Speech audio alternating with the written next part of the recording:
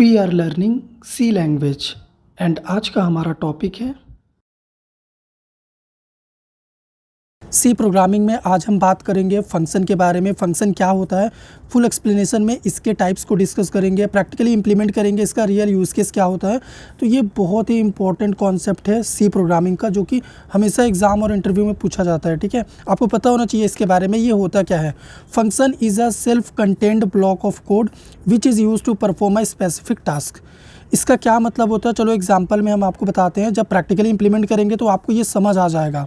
ठीक है, देखो यहाँ पे अगर मान लो आपको एडिशन, सब्ट्रैक्शन या फिर कोई भी पर्टिकुलर लॉजिक परफॉर्म करना है अपने प्रोग्राम में, तब आप फंक्शन के थ्रू इजीली कर सकते हो। सिंटैक्स क्या होता है, आपको लिखना होता है रिटर्न टाइप, आप फंक्शन का नेम प्रोवाइड करो। अगर आपको एडिशन करना है तो एडिशन यहाँ पे नेम दे दो, और यहाँ पे आप अपनी वैल्यू पास कर सकते हो। पैरामीटर बोलते हैं इसको। यहाँ से हम लोग वैल्यू इनपुट में रिसीव करते हैं और उसको यहाँ पे लॉजिक इंप्लीमेंट करके कैलकुलेट करते हैं, और फिर ये फंक्शन हमारा वैल्यू रिटर्न करता है अपने कॉलिंग के पास। ओके, तो इस ब्लॉक के अंदर जो हम कोड लिखते हैं ना, वो कोड हमारा इस फंक्शन के लिए वैलिड होता है। इसीलिए हमने डेफिनेशन में बोला था self contained block of code होता है फंक्शन। तो अभी चलो एक सिंपल सा हम लोग एग्जाम्पल प्रोग्राम बनाते हैं जिसमें इसी चीज़ को हम प्रैक्टिकली प्रूफ करेंगे, जहाँ पे हमारे पास मल्टीपल प्रॉब्लम्स होंगी, लेकिन उसको मॉड्यूल बाय मॉड्यूल डिवाइड करके हम लोग सिंपल वे में फंक्शन के थ्रू इंप्लीमेंट करेंगे। ऑल राइट, तो प्रैक्टिकल इंप्लीमेंटेशन के लिए ये रहा हमारा VS कोड, जहाँ पे हम लोग कोड करेंगे। तो सबसे पहले आपको क्या करना है, आपको अपना सी प्रोग्रामिंग वाला फोल्डर को ड्रैग एंड ड्रॉप करके इस तरीके से VS कोड में ओपन करना है और फाइल वाले आइकन पे जाना है। सबसे पहले आपको एक सी की फाइल बनानी है। मैंने function.c ये फाइल बना लिया है। यहाँ पे हम लोग क्या करेंगे, हमारा कोड करेंगे। तो मैं क्या करने वाला हूँ सबसे पहले आपको बता देता हूँ। तो यहाँ पे हम लोग कैलकुलेटर का कोड करेंगे, जिसमें मल्टीपल्स मॉड्यूल होंगे, मल्टीपल्स ऑपरेशंस हम लोग परफॉर्म करेंगे, जैसे एडिशन, सब्ट्रैक्शन, मल्टीप्लिकेशन, ये सब। ठीक है, तो फंक्शन नहीं था तो इस काम को हम लोग कैसे करते थे और वो लेंदी कैसे था, वो अच्छा अप्रोच क्यों नहीं था, वो देखते हैं सबसे पहले। फिर हम लोग सिंटैक्स और फंक्शन वगैरह भी देखेंगे। ओके, तो हमारे पास कम से कम इन सब ऑपरेशंस को परफॉर्म करने के लिए 2 वेरिएबल्स का होना बहुत ज़रूरी है। तो num1 एक वेरिएबल हो गया, num2 एक वेरिएबल हो गया, जिसमें हमारे पास ये 2 नंबर्स आ गए, और इनका जो भी ऑपरेशंस कैलकुलेट करेंगे हम लोग एक रिजल्ट नाम के वेरिएबल में स्टोर करेंगे। तो अगर मान लो मुझे एडिशन करना है तो मैं क्या करूँगा, num1 को ऐड कर दूंगा num2 के साथ। ठीक है, तो ये हो गया हमारा एडिशन। अब इसका रिजल्ट हमें printf में अगर देखना है तो इस तरीके से हम लोग क्या कर सकते हैं, %d/n लगा करके और रिज़ल्ट को यहाँ पे हम लोग डिस्प्ले करके देख सकते हैं। तो ये हो गया हमारा एक ऑपरेशन। ठीक है, अगर मान लो हमें इसी तरीके से मल्टीपल ऑपरेशंस परफॉर्म करने हैं तो हमें इसी अप्रोच में करना पड़ेगा। ठीक है, यहाँ पे माइनस करना पड़ेगा, यहाँ पे मल्टीप्लिकेशन करना पड़ेगा, ये अपना डिवीज़न हो जाएगा। तो आप देखो हमारे पास एक ही फंक्शन है, मेन फंक्शन, उसी के अंदर हम लोग सारे काम को कर रहे हैं, जो भी हमारा टास्क है। तो इस प्रोग्राम को अगर मैं रन करूँ तो इसका आउटपुट आप देखो आ चुका है। ठीक है, तो यहाँ पे अगर आपको एग्जैक्ट फ्रैक्शनल वैल्यू भी चाहिए, ठीक है, तो आप क्या करो, इंट के जगह पे डबल यूज़ कर लो। ठीक है, और फॉर्मेट स्ट्रिंग आपको यहाँ पे बदलनी पड़ जाएगी। तो यहाँ पे मैं क्या करता हूँ, %f कर देता हूँ। सेम कोड को अगर हम लोग रन करें तो यहाँ पे देखो ये हमारा करेक्ट आउटपुट दिख रहा है। तो यहाँ पे हमने अलग अलग ऑपरेशंस परफॉर्म करे हैं, एडिशन, सब्ट्रैक्शन, मल्टीप्लिकेशन, डिवीज़न। तो ये सही अप्रोच नहीं है। मान लो क्लाइंट ने मुझे बोला, जिसके लिए मैंने कैलकुलेटर कोड किया है, ऐप बनाया है, उसने बोला कि मुझे सिर्फ माइनस वाला ऑपरेशन ही परफॉर्म करना है जब प्रोग्राम हमारा रन करे, तो हमें फंक्शन चाहिए। और अगर उसी ने कह दिया कि मुझे मल्टीप्लिकेशन वाला जो लॉजिक है वो 2 टाइम्स या 3 टाइम्स रन करना चाहिए, मेरे अकॉर्डिंग रन करना चाहिए, तो भी हमें फंक्शन चाहिए। तो अब चलो जो मैंने आपको फंक्शन बताया था वो हम पढ़ लेते हैं। तो हमें रिटर्न टाइप लिखना है, फिर फंक्शन का नेम देना। तो यहाँ पे ये हो गया हमारा फंक्शन का नेम, और इस फंक्शन के अंदर हम लोग क्या करेंगे, हमारा ये एडिशन का कोड करेंगे। ठीक है, तो इस लाइन को कॉपी कर लेंगे और इस फंक्शन के अंदर हम लोग डाल देंगे। तो ये क्या करेगा, हमारा एडिशन का काम कर देगा। इसी तरीके से हमारे पास ये लॉजिक चला गया। ठीक है, अब बचा ये, तो इसको हम लोग यहाँ से कट करेंगे, एक और फंक्शन बनाएंगे। ठीक है, तो आप यहाँ पे देखो हम लोग अलग अलग मॉड्यूल में अलग अलग टास्क को डिवाइड कर दे रहे हैं। ये हो गया हमारा क्या, माइनस वाला, सब्ट्रैक्शन वाला। तो इसके लिए भी हम यहाँ पे क्या कर देते हैं, लिख देते हैं इसको। इसका भी रिक्वायरमेंट हमें नहीं है। ओके, अब मल्टीप्लिकेशन का हमें चाहिए, तो हम यहाँ से इस कोड को हटा देंगे, एक और फंक्शन बना देंगे, वॉइड मल्टी। तो इस तरीके से सी में हम लोग क्या करते हैं, फंक्शंस क्रिएट करते हैं। फंक्शन क्रिएट करने का जो मैंने आपको सिंटैक्स लिखाया था उसमें यही था, रिटर्न टाइप फंक्शन का नेम, और ये बॉडी होती है, बॉडी के अंदर जो भी हमारा कोड होता है। एक और लास्ट कोड बच गया हमारे पास, तो इसको भी हम लोग कट कर लेते हैं और एक और फंक्शन यहाँ पे मैं बना देता हूँ, ठीक है, void div, ठीक है। और इसके अंदर ये हमारा डिवीज़न वाला कोड कर देंगे। इसका 2 नंबर का रिक्वायरमेंट यहाँ पे भी होगा, तो यहाँ पे भी क्या करते हैं, रख देते हैं। ओके, अब ये हमारा मेन फंक्शन है, इसमें हम लोग करेंगे क्या, इन सभी फंक्शंस को हमें कॉल करना होगा। ओके, तभी ये रन करेंगे। तो ऐड को कॉल करते हैं सबसे पहले, ये हो गया, ऐड को मैंने कॉल कर दिया, ठीक है। उसी तरीके से सब्ट्रैक्शन को कॉल करना होगा, तो ये मैंने सब्ट्रैक्शन को कॉल कर दिया। मल्टी को कॉल करना है, तो इस तरीके से बस आपको फंक्शन का नेम लिख देना है। ओके, तो आपका फंक्शन कॉल हो जाएगा। यहाँ से हम लोग मेन के अंदर ही फंक्शन कॉल क्यों कर रहे हैं, क्योंकि मेन फंक्शन से प्रोग्राम का एग्जीक्यूशन स्टार्ट होगा। तो यहाँ पे सबसे पहले ऐड कॉल हो जाएगा, फिर ये और हमारा सारा लॉजिक रन कर जाएगा। इसको अभी मैं रन करूँ अगर, तो आप देखो सेम आउटपुट हम लोग यहाँ पे रिसीव कर पा रहे हैं। लेकिन फंक्शन यूज़ करने का एडवांटेज देखो, हम लोग अलग अलग मॉड्यूल में अपने ऑपरेशंस को डिवाइड किए हुए हैं, ठीक है। ऐड का काम हम लोग यहाँ पे कर रहे हैं, सब्ट्रैक्शन का यहाँ पे कर रहे हैं। कोड कितना रीडेबल है, अंडरस्टैंडिंग है इसको रीड करना, ठीक है, और यहाँ पे इजीली हम लोग परफॉर्म कर पा रहे हैं। मान लो मुझे एडिशन 2 टाइम्स चाहिए, तो मुझे कुछ नहीं करना है, मुझे बस ऐड फंक्शन को 2 बार यहाँ पे कॉल कर देना है, ठीक है। अगर मैं इसको सेव कर दूँ तो अभी आप देखना एडिशन का जो हमारा आउटपुट आएगा वो 2 टाइम्स आएगा। ये देखो हमारा ये एडिशन 2 टाइम्स है, बाकी ये हमारा है। तो इसलिए सी में फंक्शन का रिक्वायरमेंट होता है। ओके, देखो अगर आपसे कोई पूछ दे वाई फंक्शन क्यों यूज़ करना चाहिए, तो आपको सिंपली बोलना है it breaks down a large task to smaller, it makes code simple, clean, reusable and easy to understand. यही 2 मेन वर्क होता है फंक्शन का, आपको हमेशा याद होना चाहिए। और सिंटैक्स में देखो, अब हम लोग जो प्रैक्टिकल इंप्लीमेंट करेंगे ना, उसमें इस पैरामीटर को हम लोग यूज़ में लेंगे। तो ये ना ऑप्शनल होता है फंक्शन में, आप इसको पास कर भी सकते हो, नहीं भी कर सकते हो। तो अभी तक तो हमने सिंपल एग्जाम्पल आपको दिखाया, लेकिन अब जो एग्जाम्पल हम देखने वाले हैं उसमें पैरामीटर यूज़ करेंगे हम लोग। यहाँ पे वैल्यू इनपुट लेंगे, पैरामीटर से वैल्यू इनपुट होके यहाँ आएगा और हम लोग अपना काम करेंगे, हालांकि ये ऑप्शनल होता है। ओके, तो फंक्शन का फ्लो समझ लो, उसके बाद हम लोग अभी कॉम्प्लेक्स एग्जांपल देखने वाले हैं। तो सबसे पहले हम लोग फंक्शन को डिक्लेयर करते हैं अपने प्रोग्राम में, फिर फंक्शन को डेफिनेशन प्रोवाइड करते हैं, मतलब कंप्लीट कोड करते हैं फंक्शन के अंदर। उसके बाद हम लोग अपने फंक्शन को कॉल करते हैं ताकि वो फंक्शन हमारा रन करे जहाँ पर हमने कोड किया हुआ है। तो अब चलो हम लोग क्या करते हैं, एक और प्रोग्राम बनाते हैं। अब मैं क्या करता हूँ, सेम एग्जांपल में आपको फंक्शन के फ्लो को समझा देता हूँ। तो यहाँ पे हम लोग क्या कर रहे हैं, यहाँ पे हम लोग फंक्शन का डेफिनेशन दे रहे हैं, ठीक है। ये हमने फंक्शन को डेफिनेशन प्रोवाइड किया हुआ है। तो ये जो डॉट ऐड हुआ है इसे मैं रिमूव कर देता हूँ ताकि एरर चला जाए। तो जब भी हम लोग फंक्शन का डेफिनेशन मेन फंक्शन से ऊपर देते हैं, मेन फंक्शन के पहले देते हैं, तो हमें सिर्फ डेफिनेशन देना होता है, डिक्लेरेशन देने का नीड नहीं होता।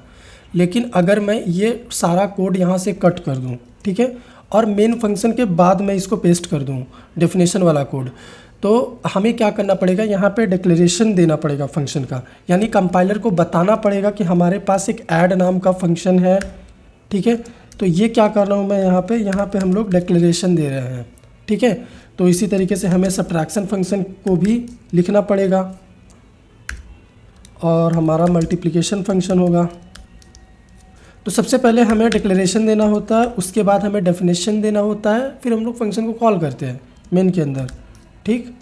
तो ये मैंने क्या किया, अपने फंक्शन का डिक्लेरेशन दे दिया। तो इस पॉइंट पे हम क्या कर रहे हैं, कमेंट में ऐड कर देता हूँ ताकि आपको कोई भी डाउट ना रहे। ओके, और तो ये हो गया हमारा डिक्लेरेशन। अब इस वाले सेक्शन पे देखो, यहाँ पे हम लोग फंक्शन को क्या कर रहे हैं, यहाँ पे हम लोग फंक्शन को कर रहे हैं कॉल। तो इस सेक्शन पे हम क्या करेंगे, कमेंट ऐड कर देंगे कॉलिंग, ठीक है। तो सेम कमेंट मैं क्या करता हूँ, सभी पे ऐड कर देता हूँ। और यहाँ पे हमने पैरामीटर पे भी बात किया था कि पैरामीटर ऑप्शनल होता है। तो अभी हम लोग पैरामीटर से ही क्या करते हैं, अपना काम करते हैं। तो हमारे पास ये 2 नंबर है, ठीक है, num1 num2। तो क्या करता हूँ, इसको मैं यहाँ पे पैरामीटर में पास कर देता हूँ। तो यहाँ से वैल्यू मैं डिलीट कर दूँगा, क्योंकि वैल्यू हम लोग जहाँ से फंक्शन को कॉल कर रहे हैं वहाँ से पास कर लेंगे, यानी यहाँ से वैल्यू पास कर देंगे। तो इस तरीके से हम क्या करेंगे, पैरामीटर पास कर देते हैं जो कि ऑप्शनल होता है, ठीक है। तो यहाँ पे 2 वैल्यू आ रही है, तो यहाँ पे हमें क्या करना पड़ेगा, सेम 2 नंबर पास करना पड़ेगा इस तरीके से। और हमने जो फंक्शन यहाँ पे डिक्लेयर किया हुआ है, यहाँ पे भी हमें देना पड़ेगा 2 पैरामीटर, ठीक है। तो आप इस तरीके से दे के छोड़ सकते हो डिक्लेरेशन सेक्शन में। तो ये हमारे लिए क्या कर देगा, सेम लॉजिक परफॉर्म कर देगा। तो यहाँ से हमें ये हटा देना होगा, ठीक है। तो सेम काम अगर आपको करना है तो आप सभी फंक्शन में कर दो, इस तरीके से यहाँ पे कर दो, तो आपको ये 2 नंबर यहाँ से डिलीट कर देना पड़ेगा, ठीक। और इसमें भी मैं क्या करता हूँ, पेस्ट कर देता हूँ। तो यहाँ से 2 नंबर का रिक्वायरमेंट हमें अब नहीं होगा। डिवीज़न वाले पे भी यहाँ पे हम लोग पैरामीटर में वैल्यू पास कर देते हैं, तो यहाँ पे रिक्वायरमेंट नहीं होगा। अब जहाँ जहाँ से फंक्शन को कॉल किया जा रहा है वहाँ से क्या करते हैं, वैल्यू पास कर देते हैं, ठीक है। और ये हो गया हमारा डिवीज़न। तो इस कोड को हम लोग रन करें उससे पहले हमें क्या करना पड़ेगा, डिक्लेरेशन सेक्शन में भी फंक्शन को बताना पड़ेगा कि हम लोग पैरामीटर में कुछ डेटा भेज रहे हैं, ठीक है। तो उम्मीद करते हैं आपको ये समझ में आया होगा। तो देखो यहाँ पे हम लोग इनपुट पास कर रहे हैं जब फंक्शन को कॉल कर रहे हैं, और उस इनपुट को हम लोग रिसीव कर रहे हैं पैरामीटर से, और ये पैरामीटर ऑप्शनल होता है। तो इसको हम लोग सेव करते हैं और रन कर देते हैं कोड को। तो आप यहाँ पे देख लो हमारा कोड रन हो चुका है। हमने देखो पहले वैल्यू पास किया हुआ है ऐड के लिए, ये ऐड होके आया, फिर सब्ट्रैक्ट, फिर मल्टीप्लिकेशन और डिवीज़न, ओके। देखो अब हम लोग टाइप ऑफ फंक्शन देखेंगे। तो 2 टाइप्स का फंक्शन होता है सी प्रोग्रामिंग में। एक होता है लाइब्रेरी फंक्शन, जिसको प्री डिफाइंड फंक्शन बोलते हैं, जो प्रोग्रामिंग लैंग्वेज के साथ मिलता है हमें। एक होता है यूज़र डिफाइंड फंक्शन, जो हम लोग खुद बनाएंगे अपने रिक्वायरमेंट के अकॉर्डिंग, ओके। तो ये 2 टाइप होता है फंक्शन का। तो लाइब्रेरी फंक्शन का एग्जांपल देखो यहाँ पे, ये पहले से ही रेडीमेड फंक्शन होता है जो लैंग्वेज के साथ आता है, और इसको हम लोग डेफिनेशन नहीं दे सकते, इसको जस्ट हम लोग यूज़ कर सकते हैं क्योंकि इसका डेफिनेशन कंपाइलर में पहले ही लिखा हुआ है। तो जैसे फंक्शन हो गया SQRT, स्क्वायर रूट निकालने के लिए, पुट्स हो गया स्ट्रिंग वैल्यू को प्रिंट करने के लिए, स्ट्रिंग इनपुट लेने के लिए गेट्स हो गया, यूज़र इनपुट परफॉर्म करने के लिए स्कैनअप फंक्शन हो गया, इसी तरीके से प्रिंटअप फंक्शन हो गया। तो ये सब लाइब्रेरी फंक्शन है, ठीक है, प्री डिफाइंड फंक्शन है। और सेकंड हो गया यूज़र डिफाइंड फंक्शन। ये वो फंक्शन होता है जो कि हम लोग अपने प्रोग्रामिंग रिक्वायरमेंट को फुलफ़िल करने के लिए प्रोग्रामर बनाता है, उसको बोलते हैं यूज़र डिफाइंड फंक्शन। एग्जांपल देख लो, ऐड हो गया, लर्न कोडिंग फंक्शन आप बना सकते हो, आप अपने नेम का फंक्शन भी बना सकते हो। आपका नेम है यहाँ पे अंकुश, आप इसके अकॉर्डिंग भी फंक्शन बना सकते हो, ओके। तो इस सेशन का इम्प्लीमेंटेशन हम लोग स्टार्ट करें उससे पहले मैं आपसे एक सवाल अगर पूछूं कि ये जो मेन फंक्शन दिख रहा है, ये मेन फंक्शन क्या है? ये यूज़र डिफाइंड फंक्शन है या फिर इनबिल्ट लाइब्रेरी फंक्शन है?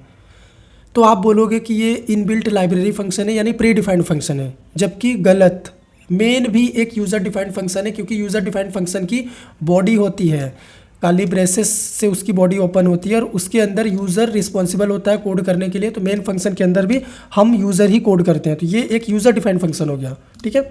और अगर मैं यहाँ पे एक फंक्शन बना दूँ वॉइड शो नाम का, ठीक है, और यहाँ पे कुछ भी मैसेज प्रिंट करता हूँ प्रिंटफ में, जैसे दिस इज़ अखिलेश, ठीक है, मैंने ये मैसेज यहाँ पे प्रिंट कर दिया।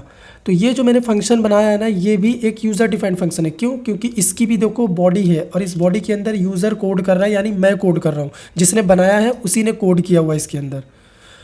और इस फंक्शन को चलाने के लिए मुझे क्या करना पड़ेगा, सिंपली इसको यहाँ पे कॉल कर देना पड़ेगा। तो जैसे ही मैं इसको यहाँ पे कॉल करूँगा, प्रोग्राम को सेव करूँगा, आपको भी पता है यहाँ पे आउटपुट दिख जाएगा। अभी आप देखो यहाँ पे एक प्रिंटफ फंक्शन भी है। तो ये प्रिंटफ एक प्री डिफाइंड फंक्शन है, यानी लाइब्रेरी फंक्शन है, जो कि इस हेडर फाइल स्टूडियो के अंदर आता है, इसीलिए इसका नाम है स्टैंडर्ड इनपुट आउटपुट, ठीक है।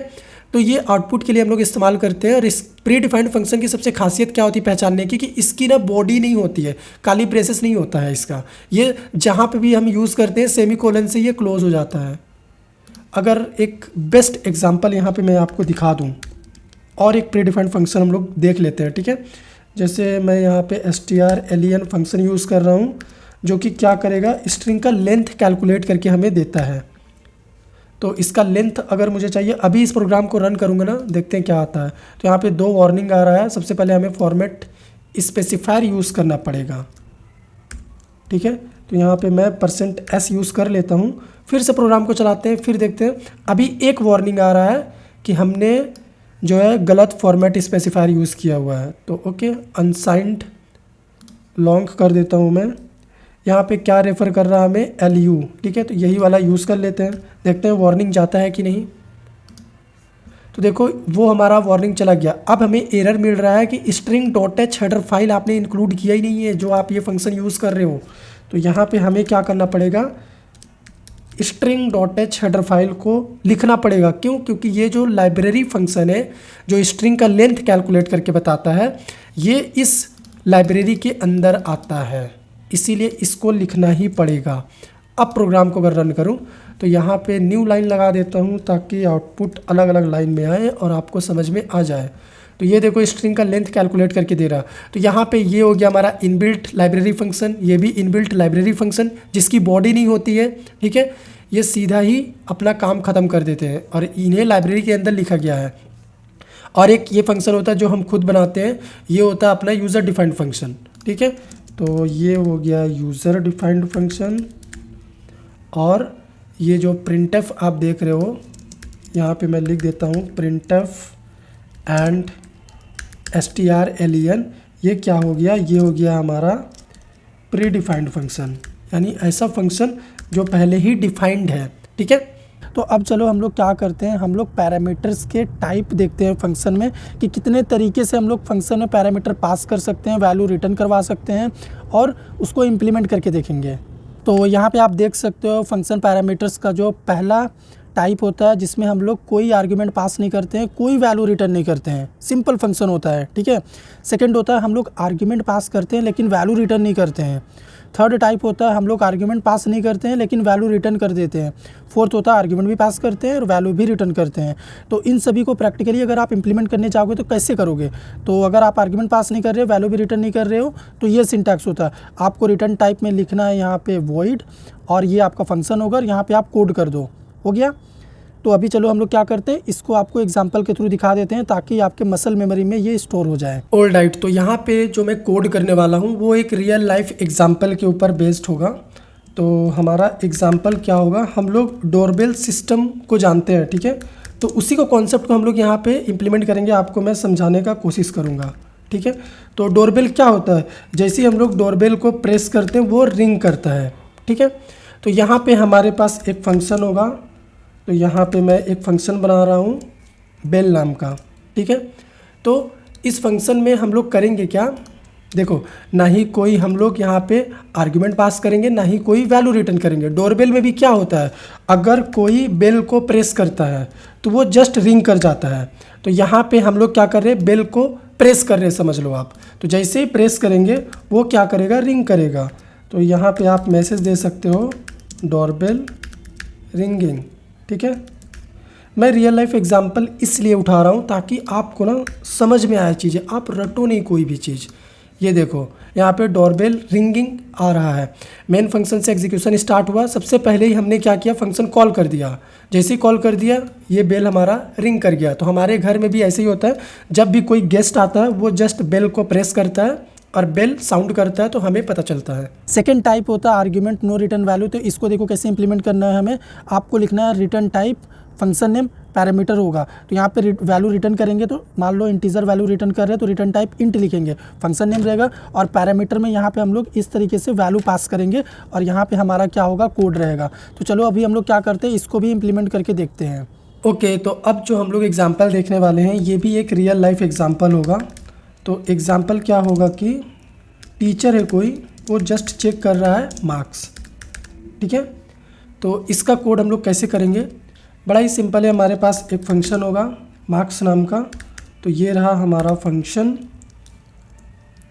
जिसमें हम लोग कोई भी वैल्यू रिटर्न नहीं करेंगे, लेकिन हम लोग क्या करेंगे, यहाँ पे आर्गुमेंट में वैल्यू लेंगे। तो वैल्यू कैसे लेंगे, वैल्यू लेने के लिए मान लो इंटीजर टाइप का वैल्यू हम लोग ले रहे हैं, तो ये यहाँ पे हमारा आएगा मार्क्स, ठीक है। तो फंक्शन को कॉल करते हैं हम लोग यहाँ पे और पास करते हैं कोई भी एक वैल्यू। तो जो भी हम लोग फंक्शन कॉलिंग के टाइम वैल्यू पास कर रहे हैं उसको जस्ट हम लोग पैरामीटर में रिसीव कर रहे हैं, यानी आर्ग्यूमेंट हम लोग ले रहे हैं और उसको यहाँ पे हम लोग एक्सेस करके देखेंगे। तो सिंपली मैं एक मैसेज पास कर देता हूँ। मैसेज क्या होगा, मार्क्स %d और यहाँ पे मार्क को प्रिंट कर देंगे, ठीक है। तो इस कोड को मैं रन करता हूँ तो यहाँ पे देखो हमें आउटपुट में मिल रहा है। तो इस वाले एग्जांपल में हमने कोई भी वैल्यू रिटर्न नहीं किया है, लेकिन हम लोग क्या कर रहे हैं, आर्गुमेंट पास कर रहे हैं, आर्गुमेंट है हमारे पास। थर्ड हो गया हमारा नो आर्ग्यूमेंट रिटर्न वैल्यू। तो इसका सिंटैक्स देखो, यहाँ पे हमारा जो आर्ग्यूमेंट का रिटर्न टाइप होगा वो रहेगा क्या, मान लो इंट रहेगा, क्योंकि हम लोग वैल्यू यहाँ पे रिटर्न कर रहे हैं तो इंट रहेगा। फ्लोट भी आप कर सकते हो, डबल भी कर सकते हो, फंक्शन नेम रहेगा, लेकिन यहाँ पे ये एम्प्टी रहेगा, कोड रहेगा। और इधर से वैल्यू रिटर्न जब करेंगे तो ये यहाँ पे रिटर्न होके हमें कॉलिंग के पास वैल्यू देगा। तो चलो इसको भी प्रैक्टिकली इंप्लीमेंट करके दिखाता हूँ कि कैसे हमारा ये रिटर्न किया हुआ वैल्यू थ्रू इसके कॉलिंग के पास जाता है। ऑलराइट, तो इस सेक्शन में हम लोग जो रियल लाइफ एग्जांपल देखने वाले हैं वो हमारा एग्जांपल होने वाला है एटीएम बैलेंस डिस्प्ले। ठीक है, मान लो आपके अकाउंट में कुछ बैलेंस है, आप एटीएम में गए हो और आपको वो बैलेंस देखना है, तो उसके लिए हमारे पास एक फंक्शन होगा जिसमें हम लोग वैल्यू रिटर्न करेंगे, इसीलिए इसका रिटर्न टाइप हम लोग इंट रखेंगे। ठीक है, और मेरे पास ये एक फंक्शन है बैलेंस नाम का, और इसमें मैं क्या करूँगा, देखो यहाँ पे हमें क्या करना होगा, अपने फंक्शन को कॉल करना होगा। तो मैंने यहाँ से फंक्शन कॉल कर दिया, फंक्शन यहाँ पे आ गया। अब यहाँ से मैं क्या कर रहा हूँ, कुछ डेटा रिटर्न कर रहा हूँ। लेट सपोज मैं अपना बैंक बैलेंस ही रिटर्न कर रहा हूँ, जो भी बैलेंस है मेरे पास। तो ये जो रिटर्न होगा डेटा ना, ये अपने कॉलिंग के पास होगा जहाँ से फंक्शन को कॉल किया गया, तो वो वैल्यू यहाँ पे आएगा। तो उसको हम लोग क्या करेंगे, एक वेरिएबल में रिसीव कर लेंगे, और अब हम लोग क्या कर सकते हैं, उसको यहाँ पे एक्सेस कर सकते हैं, बैलेंस %d, और अपने वेरिएबल को प्रिंट कर दो। तो इस कोड को अगर मैं रन करूँ तो आप देखो हमारा बैंक बैलेंस हमें दिख रहा है। तो इस वाले सेक्शन में हमने क्या किया हुआ, वैल्यू रिटर्न किया हुआ है। ठीक है, रिटर्न टाइप है, लेकिन कोई भी आर्ग्यूमेंट हमारे पास नहीं है। तो ये हमारा थर्ड सेक्शन हो गया। लास्ट एंड फोर्थ टाइप है हमारा, जिसमें आर्ग्यूमेंट भी पास करेंगे, वैल्यू भी रिटर्न करेंगे। सिंटैक्स देखो, रिटर्न टाइप, मान लो यहाँ पे रिटर्न टाइप कर दिया मैंने डबल। ठीक है, फ्रैक्शनल वैल्यू रिटर्न कर रहे हैं यहाँ से, फंक्शन का नेम है, और यहाँ पे पैरामीटर हो गया हमारे पास, 2 पैरामीटर हो गए। तो अब इनका हम लॉजिक यहाँ पे परफॉर्म करेंगे, फिर वैल्यू रिटर्न कर देंगे, तो ये वैल्यू यहाँ से रिटर्न होकर कॉलिंग के पास जाएगा। तो चलो इसको भी इंप्लीमेंट कर लेते हैं हम लोग। ओके, तो सबसे लास्ट में जो हम लोग देखने वाले हैं, यहाँ पे भी हम लोग एक रियल लाइफ प्रोग्राम ही देखेंगे। तो इस प्रोग्राम में हम लोग क्या करेंगे, डेटा पास करेंगे और उसको फेच करेंगे। ठीक है, तो उसके लिए हमारे पास एक फंक्शन होगा जिसका रिटर्न टाइप ऑब्वियसली इंट होगा, या फिर आप कोई भी और भी रिटर्न वैल्यू कर सकते हो, आप डबल भी यूज़ कर सकते हो, यहाँ पे कुछ भी कर सकते हो। ठीक है, हमारे पास एक फंक्शन है डेटा नाम का, जिसमें हम लोग क्या करेंगे, वैल्यू को रिसीव करेंगे। ठीक है, तो यहाँ पे मैं डबल वैल्यू ही रखूँगा, और यहाँ से हम क्या करेंगे, जस्ट वैल्यू रिटर्न करेंगे। तो मेन में आना पड़ेगा, सबसे पहले फंक्शन को हमें कॉल करना होगा। यहाँ से अगर मान लो मैं डेटा के लिए वैल्यू पास कर देता हूँ, ये मेरा हो गया वैल्यू। ठीक है, अब ये क्या करेगा, यहाँ पे रिसीव करेगा, और इसी को हम लोग क्या करें, रिटर्न कर रहे हैं। तो रिटर्न कर रहे हैं, तो यहाँ पे हमारे पास उस वैल्यू को होल्ड करने के लिए भी क्या होना चाहिए, वेरिएबल होना चाहिए। तो हमने स्टोर में उसको क्या किया, स्टोर कर लिया। ठीक है, अब प्रिंटफ में क्या करूँगा, मैं सिंपली उसको प्रिंट कर दूँगा। तो %f और स्टोर को हम लोग प्रिंट कर लेंगे। तो इस कोड को अगर मैं रन कर दूं, तो आप यहाँ पे देखो, हमने जो भी डेटा यहाँ से पास किया था वो सेम हम यहाँ से रिटर्न कर रहे हैं, और वापस से उसको हम लोग यहाँ पे फेच कर रहे हैं।